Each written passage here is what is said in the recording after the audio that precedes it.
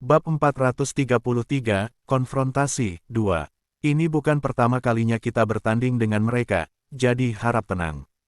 Guru besar polisi akan datang nanti, jadi jangan bersikap tidak sopan di hadapannya. Fang Qiu berkata sambil mencoba menenangkan murid-muridnya. Para siswa dengan patuh terdiam, tetapi para siswa Akademi Saint Laurent telah mendengar komentar mereka. Penghinaan yang terang-terangan dan kalimat dengan kata, sampah, telah membuat mereka marah. Mereka melotot ke arah sekelompok orang asing itu dengan marah. Namun, meskipun mereka tersinggung, mereka tidak berdaya menghadapinya. Kekalahan beruntun mereka telah menghancurkan kepercayaan diri mereka dan mereka tidak mempunyai cara untuk membantah kata-kata lawan mereka. Pada saat itu, mereka hanya bisa menunggu. Mereka menunggu satu orang di akademi mereka menamparkan mulut lawan mereka. Mereka ingin lawan mereka tahu bahwa Akademi Saint Laurent bukan tanpa bakat. Saat menit dan detik berlalu, semua siswa dengan cemas menunggu 3 petunjuk utama kompetisi hari itu. Beberapa saat kemudian, 3 siluet muncul di pintu masuk. Sang Guan Xiao dan Luo Fan berjalan di samping polisi saat mereka melangkah ke ruangan yang penuh sesak itu. Itu bukan pertama kalinya polisi muncul di hadapan para murid. Ahli pengobatan herbal terkenal itu secara pribadi telah menyaksikan pertandingan antara Sang Guan Xiao dan Shen Yan Xiao sebulan yang lalu. Tetapi muridnya berakhir dengan kekalahan yang tragis. Sepertinya dia ada di sana untuk menyaksikan balas dendam manis muridnya terhadap Shen Jue. Para siswa secara otomatis memberi jalan bagi ketiganya untuk lewat ke depan kelas.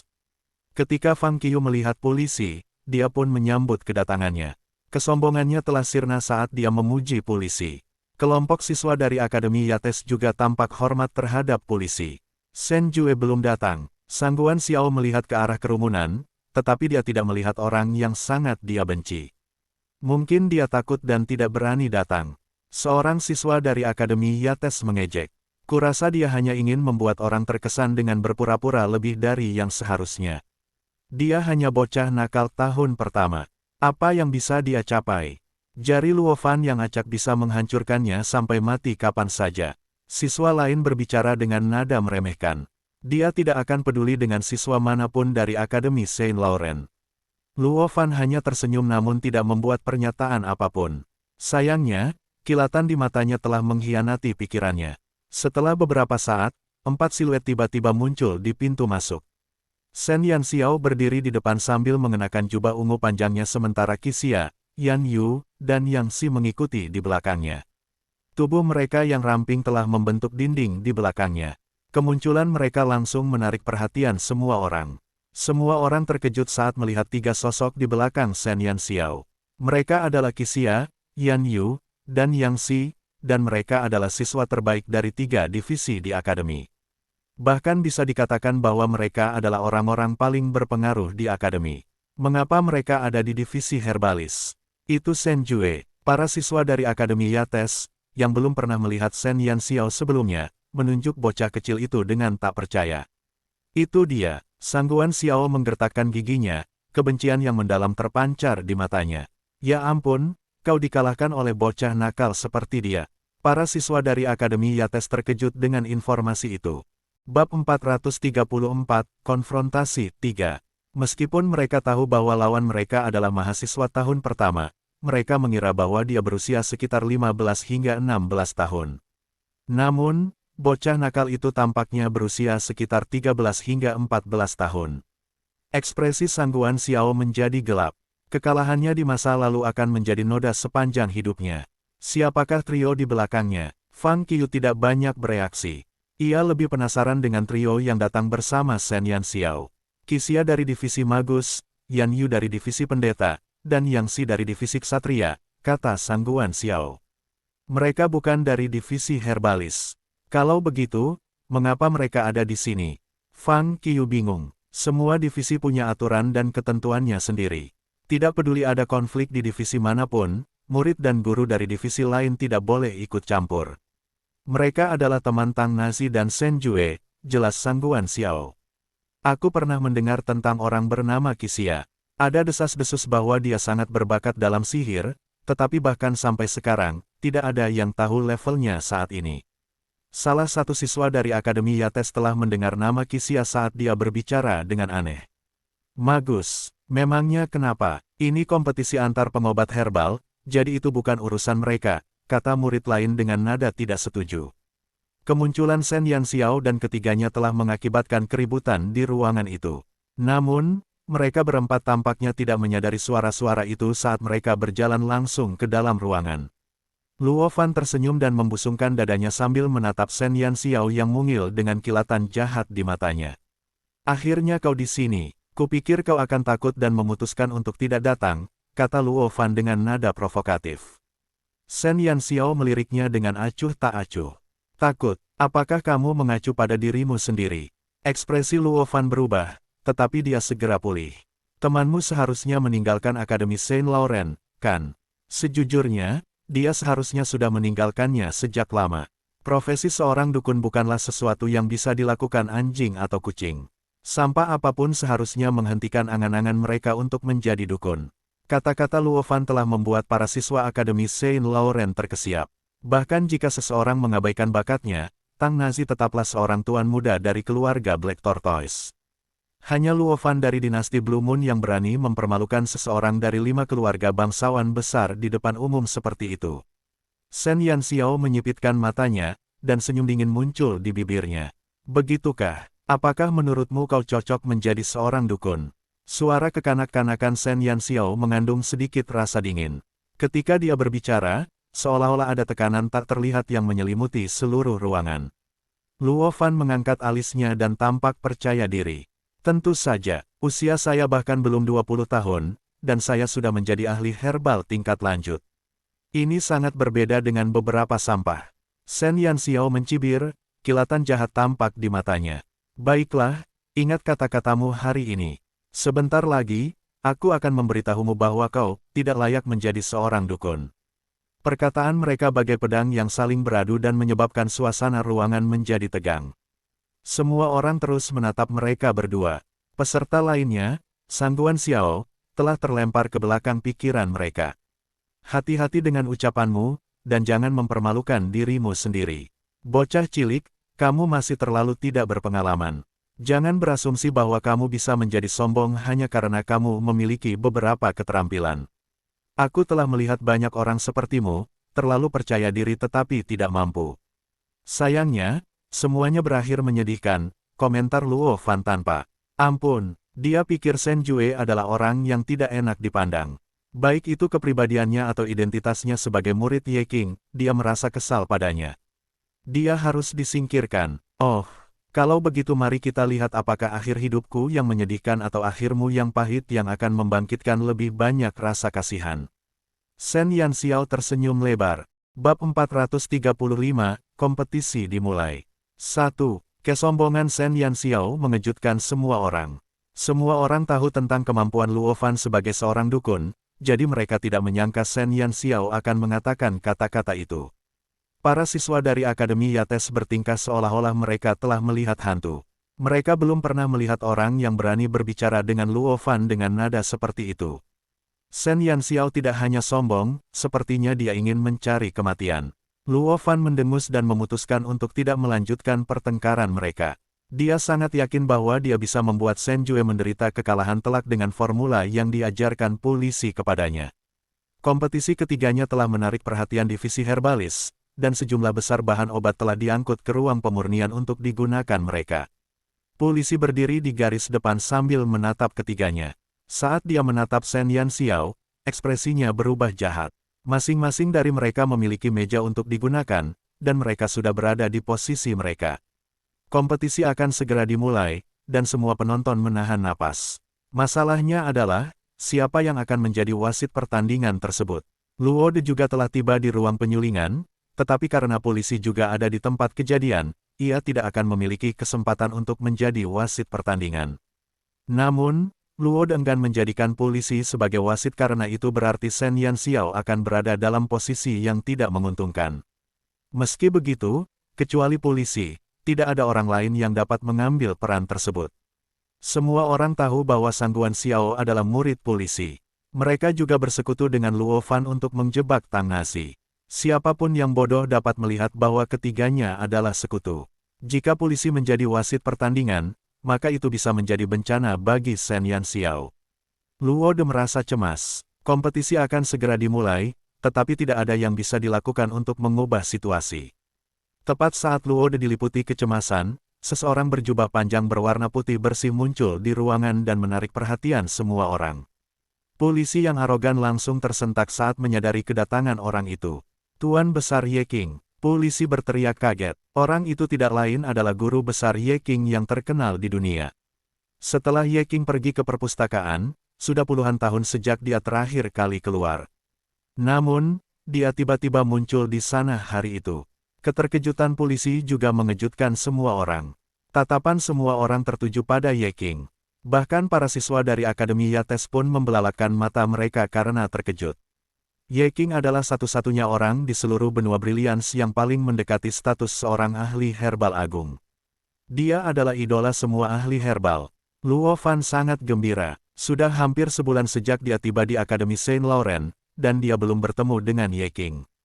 Akhirnya, dia bisa bertemu dengan guru impiannya.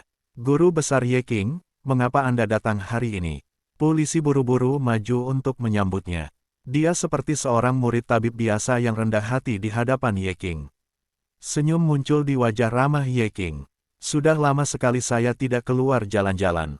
Saya sudah memikirkannya, dan kebetulan saya mendengar bahwa ada kompetisi di sini hari ini. Saya di sini hanya untuk bergabung dengan kerumunan. Silakan lanjutkan dan jangan pedulikan saya.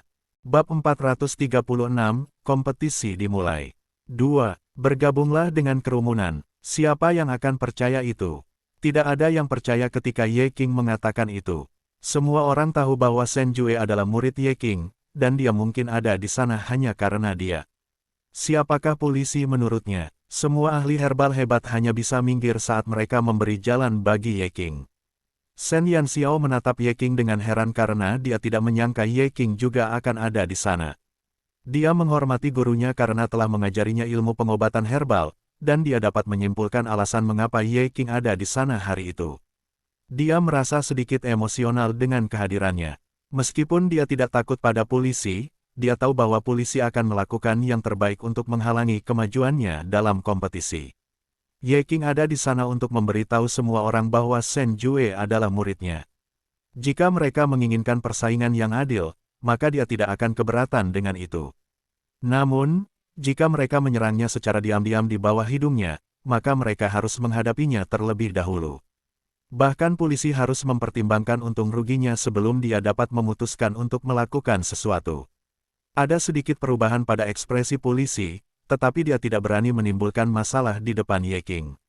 Akan tetapi, bahkan jika dia tidak menggunakan taktik licik apapun, dia yakin bahwa dua jenis formula yang dia berikan kepada Luo Fan dan Sang Guan Xiao sudah cukup untuk menjatuhkan Shen Jue. Karena kedatangan Ye Qing, ada sedikit perubahan dalam suasana, dan Luo De akhirnya bisa bernapas lega. Kemudian, kompetisi dimulai. Kompetisi ini hanya untuk membandingkan catatan tentang pengobatan herbal, dan kamu harus benar-benar menahan diri. Polisi berpura-pura adil, tetapi dia agak kesal karena dia tidak bisa membuat lebih banyak masalah bagi Shen Yanxiao. Shen Yanxiao tetap diam dan menunggu kompetisi dimulai secara resmi. Ketiganya kemudian segera mulai bergerak. Sang Guan Xiao dan Luo Fan telah membuat persiapan untuk pertandingan sehari sebelumnya, dan mereka telah menghafal formula ramuan mereka. Ketika pertandingan dimulai, mereka segera berlari ke arah bahan-bahan obat untuk memilih apa yang mereka butuhkan. Shen Yanxiao berjalan dengan tenang di belakang mereka dengan ekspresi riang di wajahnya. Luo De pergi ke sisi Ye Qing dan mengamati gerakan Sang Guan Xiao dan Luo Fan. Sang Guan Xiao telah mengambil 17 jenis bahan obat, dan sebagian besar dari bahan-bahan tersebut adalah bahan dengan racun yang sangat kuat. Jika bahan-bahan tersebut dicampur bersama, efeknya pasti akan mengerikan. Guru besar Ye Qing, ramuan obat yang diminum Sang Guan Xiao sangat beracun. Apakah dia benar-benar berniat membuat ramuan dengan efek yang merugikan? Ramuan obat beracun itu cukup untuk membuat racun. Luo De benar-benar khawatir tentang kesejahteraan Shen Yanxiao. Ye Qing tampak tenang dan damai, tetapi dia sangat menyadari kekhawatiran Luo De. Dia juga memperhatikan bahan-bahan yang dikumpulkan Sang Guan Xiao. Berdasarkan itu, dia sudah dapat memastikan ramuan yang ingin dia buat. Ye Qing mengerutkan alisnya saat dia menoleh ke arah polisi yang sedang mencibir Shen Yanxiao. Ketidaksetujuan membanjiri mata Ye Qing. Kompetisi ini jarang diadakan, di mana mereka akan membuat ramuan dengan efek yang merugikan dan dapat membahayakan kesehatan seseorang. Namun, ramuan yang ingin dibuat Sang Guan Xiao akan menyebabkan kerusakan ekstrim pada kelima indera seseorang. Ramuan itu sangat jahat dan menyeramkan, tidak cocok untuk kompetisi. Di sisi lain, Luo Fan telah mengumpulkan sekitar 19 bahan obat. Barang-barang yang dipilihnya tidak semuanya beracun, tetapi sebagian besar mengandung tingkat panas tertentu. Pada saat itu, bahkan Ye Qing tidak tahu ramuan mana yang ingin diproduksinya. Bab 437, kompetisi dimulai. 3. Sebaliknya, Shen Yanxiao meluangkan waktunya sendiri saat dia melihat tumpukan bahan obat dan perlahan memilih beberapa tanaman yang tampaknya sama sekali tidak berbahaya. Apa yang sedang dilakukan Shen Jue? Mengapa dia memilih semua bahan obat dengan khasiat ringan itu? Bukankah seharusnya dia membuat ramuan dengan efek yang merugikan? Luo De tidak mengerti situasinya. Bahan obat yang dipilih Shen Yanxiao semuanya adalah tanaman herbal biasa dan tidak akan menyebabkan kerusakan apapun meskipun dimakan mentah. Jika bahan obat itu direbus dalam panci, itu pasti akan menjadi tonik daripada racun. Luo De sangat cemas. Anak itu, Shen Jue, terlalu keras kepala. Jelaslah bahwa lawan-lawannya telah berencana untuk meramu ramuan beracun. Namun, bocah nakal itu tidak memilih satu pun bahan beracun, dan sebaliknya, semua bahan obatnya bermanfaat bagi tubuh. Apakah dia lupa bahwa mereka bersaing dengan ramuan yang memiliki efek merugikan? Dia tidak dimaksudkan untuk membuat obat mujarab untuk Sang Guan Xiao dan Luo Fan. Karena Luo De menyadari masalah itu, tentu saja Fang Qiu dan polisi juga menyadari hal yang sama. Keduanya sudah tahu tentang ramuan yang akan dibuat Sang Guan Xiao dan Luo De, tetapi mereka tidak tahu tentang pilihan Shen Yanxiao. Namun, tampaknya Shen Yanxiao hanya memilih bahan-bahan yang bermanfaat bagi kesehatan. Sepertinya bocah kecil itu tidak tahu cara membuat ramuan yang merusak. Aku benar, dia hanya ingin membuat orang lain terkesan dengan kata-katanya. Fang Qiu merasa lega, saat dia melihat para pesaing, dia yakin bahwa Shen Yanxiao akan kalah bahkan sebelum mereka mulai membuat ramuan. Sepertinya Shen Jue juga akan kalah telak. Sudah kuduga, bagaimana mungkin sampah itu bisa dibandingkan dengan Luo Fan. Siapapun di antara kita bisa mengalahkannya, salah satu siswa dari Akademi Yates berbicara dengan arogan. Ramuan dengan efek merugikan jauh lebih rumit daripada ramuan dengan hasil yang bermanfaat. Itu karena ramuan yang merugikan mengandung sifat tolakan yang kuat. Oleh karena itu, merupakan tantangan besar bagi keterampilan herbalis untuk menstabilkan sifat tolakan tersebut. Tidak ada satupun herbalis perantara yang dapat menjamin bahwa mereka dapat berhasil membuat ramuan tersebut. Fang Qiu dan murid-muridnya berbicara sangat keras, dan murid-murid Akademi Saint Laurent dapat mendengar percakapan mereka dengan mudah. Ketika mereka mendengar apa yang mereka katakan, mereka semua diam-diam merasa gugup untuk Shen Yanxiao. Mereka telah menderita terlalu banyak kekalahan di tangan para siswa dari Akademi Yates, dan mereka tidak dapat menahan kegagalan lagi. Jika Shen Yanxiao gagal, mereka tidak akan dapat menatap mata para siswa itu lagi. Semua siswa dari Saint Laurent Academy mendukung siswa tahun pertama dari divisi mereka. Pada saat yang sama, mereka juga membenci Sang Guan Xiao karena bersekutu dengan musuh. Mantan murid terbaik divisi herbalis itu telah berubah menjadi aib di benak mereka. Menit demi menit berlalu, Sang Guan Xiao dan Luo Fan telah mengumpulkan semua bahan obat yang mereka butuhkan untuk ramuan mereka, dan mereka kembali ke meja masing-masing untuk mengolahnya. Beberapa siswa dengan penglihatan yang baik segera menyadari bahan-bahan yang mereka ambil. Setiap bahan obat yang dipilih Sang Guan Xiao sangat beracun, jika dicampur menjadi ramuan, orang yang meminumnya akan mengalami sesuatu yang lebih buruk daripada kematian. Seberapa besar kebencian Sang Guan Xiao terhadap Shen Jue, hingga ia memilih membuat obat yang begitu kejam. Bab 438, Ramuan Merusak 1. Sang Guan Xiao tertawa terbahak-bahak dalam hati. Kekalahannya sebelumnya melawan Shen Yanxiao adalah batu sandungan terbesarnya, tetapi akhirnya ia memiliki kesempatan untuk membalas budi. Ramuan yang diajarkan polisi kepadanya malam sebelumnya disebut ramuan racun tersembunyi. Ramuan itu membutuhkan 23 jenis bahan obat yang berbeda dengan sifat racun yang ekstrim dan 3 komponen lain untuk menstabilkannya. Ramuan itu tidak hanya dapat merusak kelima indera seorang dukun, tetapi juga akan menyebabkan kerusakan yang tidak dapat dipulihkan pada penggunanya jika dikonsumsi oleh ramuan Luovan. Kedua ramuan itu dapat menghancurkan herbalis manapun dan mengakhiri perjalanan mereka sebagai herbalis. Shen Jue telah mencari kematian ketika ia berani menantang mereka berdua. Ia tidak hanya harus menghadapi seorang herbalis tingkat menengah dan tingkat lanjut, tetapi ia juga harus mengkhawatirkan herbalis agung, polisi, yang mendukung mereka dari balik layar. Bahkan jika Shen Jue berbakat, ia tidak akan pernah bisa bersaing dengan seorang herbalis agung. Sangguan Xiao tidak hanya ingin Tang Nazi dikeluarkan dari divisi herbalis, tetapi dia juga ingin menyingkirkan Shen Jue dari persamaan. Sangguan Xiao memikirkan kemenangannya yang akan segera diraih, dan pada saat yang sama, ia mengolah ramuan obat di tangannya dengan hati-hati. Ramuan obat ini akan segera menjadi kunci untuk menghancurkan Shen Jue. Berbeda dengan sekutunya, Luovan jauh lebih tenang. Ia tidak pernah menganggap Shen Yanxiao sebagai saingannya, dan persaingannya adalah menjual polisi dan menunjukkan kemampuannya di depan Ye Qing. Oleh karena itu, ia berhati-hati dalam setiap langkah yang diambilnya. Ia juga berhati-hati untuk memastikan bahwa ia menampilkan kemampuan terbaiknya untuk mendapatkan dukungan Ye Qing. Dia mengira Shen Jue hanya seorang dukun tingkat menengah, jadi dia tidak khawatir dengan murid tahun pertama itu. Jika hari biasa, dia akan terlalu malas untuk memfokuskan perhatiannya pada sampah seperti itu. Luovan tidak pernah kalah, jadi dia tidak mengantisipasi kalau dia akan kalah hari itu. Sangguan Xiao dan Luovan akhirnya selesai memproses bahan obat mereka dan mulai membuat ramuan mereka. Shen Yanxiao baru saja mulai mengolah bahan obat yang telah dipilihnya, jadi dia selangkah lebih lambat dari kedua lawannya. Akan tetapi, dia tidak terburu-buru karena dia menyelesaikan setiap langkahnya dengan teratur semampunya. Mereka bertiga sibuk dengan tugas masing-masing, sementara para penonton saling melempar pandangan ke arah mereka. Para siswa dari Saint Laurent Academy semuanya mendukung Shen Yanxiao. Mereka tidak ingin gagal lagi, juga tidak ingin kalah. Akan tetapi, saat mereka melihat perbedaan besar antara kemajuan Shen Yanxiao dan lawan-lawannya, mereka merasa seolah-olah ada batu besar yang ditekan ke hati mereka.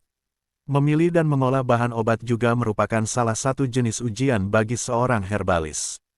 Jelas bahwa Shen Yanxiao selangkah lebih lambat dari yang lain.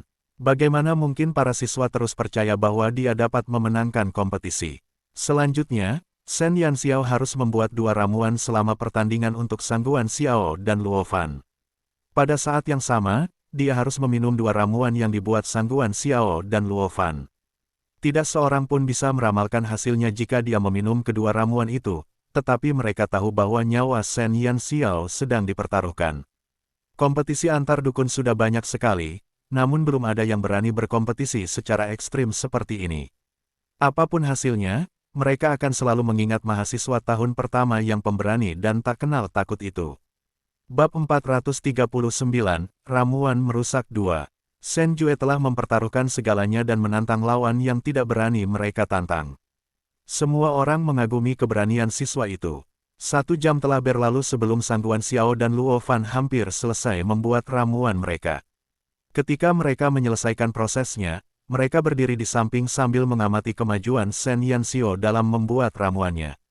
Ramuan yang dibuat Sangguan Xiao adalah ramuan racun tersembunyi dan untuk Luovan, Ye Qing melihat kedua botol ramuan itu. Namun, dia tampak sangat kesal. Ramuan di tangannya tampaknya adalah ramuan kekacauan. Ramuan kekacauan, wajah Luode memucat saat mendengarnya. Ramuan racun tersembunyi bukannya tidak dapat disembuhkan meskipun reputasinya terkenal, tetapi masalah sebenarnya ada pada ramuan kekacauan. Meskipun ramuan racun tersembunyi sangat beracun, masih mungkin untuk menghasilkan penawarnya dalam waktu singkat jika ahli herbal memahami ramuan tersebut. Namun, seperti namanya, ramuan kekacauan akan menyebabkan gangguan besar pada tubuh manusia, dan keadaan kacau itu akan menyebar ke ramuan racun tersembunyi. Jika itu terjadi, maka tidak seorang pun dapat memprediksi perubahan racunnya. Ramuan racun tersembunyi akan mengurangi separuh kelima indera seseorang dalam waktu singkat.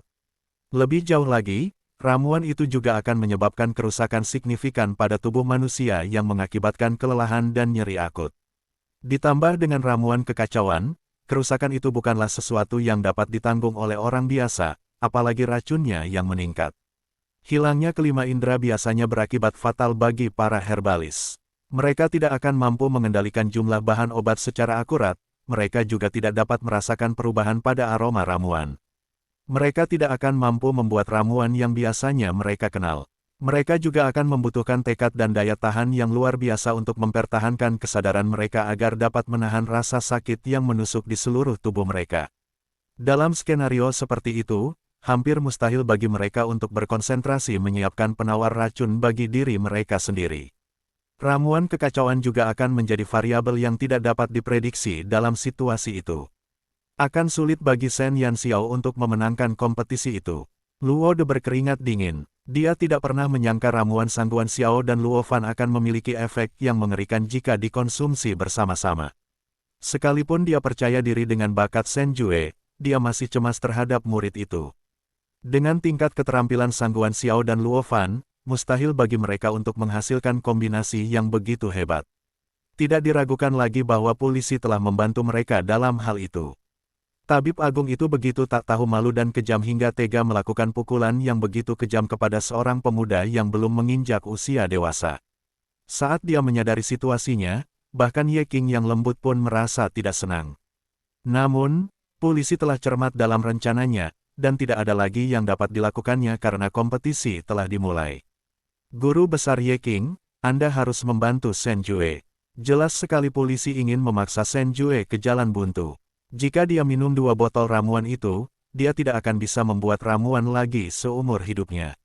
Luo De merasa cemas. Shen Jue dihancurkan tepat di depannya, dan dia hanya bisa menggertakkan giginya karena marah pada sikap polisi yang tidak tahu malu. Dia bahkan menghilangkan kata-kata, guru besar, saat menyebut nama polisi. Ye Qing menggelengkan kepalanya tanda tak berdaya. Para herbalis memiliki aturan mereka sendiri, dan begitu kompetisi dimulai, tidak ada seorang pun yang dapat mengganggunya. Bab 440, Ramuan Merusak 3.